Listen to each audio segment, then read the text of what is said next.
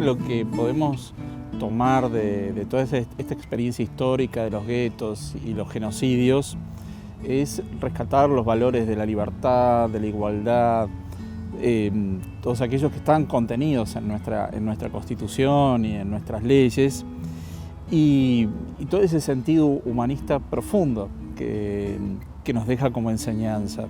Que esto no quedó solo en el pasado, puede ocurrir y ocurre en otras latitudes, sigue habiendo genocidios y asesinatos en masa, con lo cual creo que es fundamental que tomemos conciencia del mundo en el que vivimos, de cuáles son los valores para preservar la paz, la libertad y la igualdad. Respecto al lugar de la escuela y pensar estrategias educativas para evitar un genocidio, bueno, la escuela obviamente es fundamental por varias razones.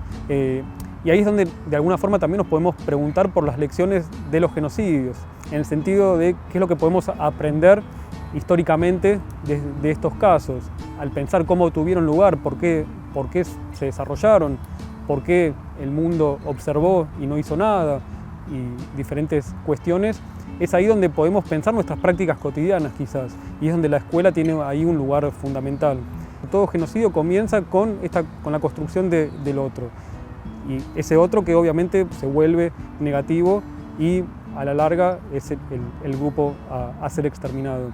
Y entonces resulta interesante pensar cómo vamos construyendo nuestra cotidianeidad y nuestra escuela justamente a ese otro, que de alguna forma la construcción del otro es parte de nuestra cotidianeidad y es parte de la construcción de nuestra propia identidad.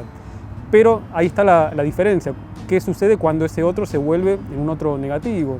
Y quizás para pensar estas lecciones en la escuela no hace falta llegar al extremo del exterminio, sino que dentro de todo genocidio también podemos ver de qué forma estos grupos tildados como negativos son hostigados.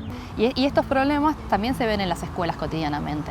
Y me parece que muchas veces pensar en estos genocidios y cómo se van construyendo nos tienen que tener alertas como docentes y a los estudiantes también para poder pensar y estar alertas a que esto no se reproduzca en el aula.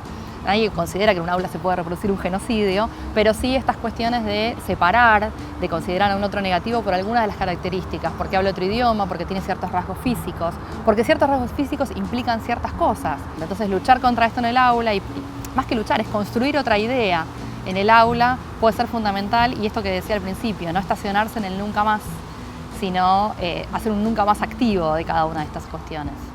Bueno, hay una frase muy famosa de Elie Wiesel que dice el holocausto no comenzó con los campos de exterminio, sino con palabras de odio.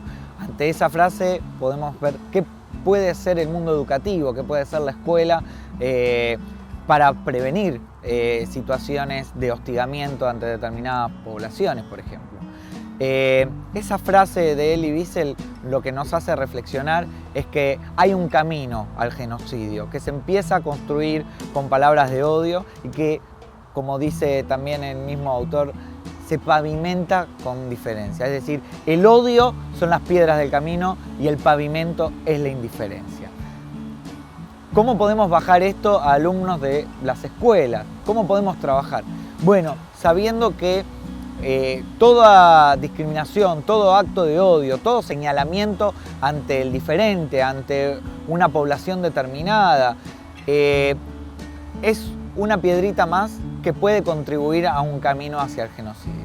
No toda manifestación de discriminación es necesariamente un acto genocida potencial, pero sí hay que estar alertas, hay que tener cuidado, hay que educar en la convivencia, hay que respetar la diferencia a pesar de lo que nos pueda producir esa diferencia. Tenemos que aprender a convivir con otros seres humanos que viven la vida diferente, que respiran una cultura diferente, y ese ejercicio sí es una función esencial de las escuelas. Es por eso que las alertas tienen que estar muchísimo antes de pensar en campos de concentración y exterminio. Tenemos que estar alertas ante cualquier acto de violencia, de segregación, de odio ante cualquier grupo.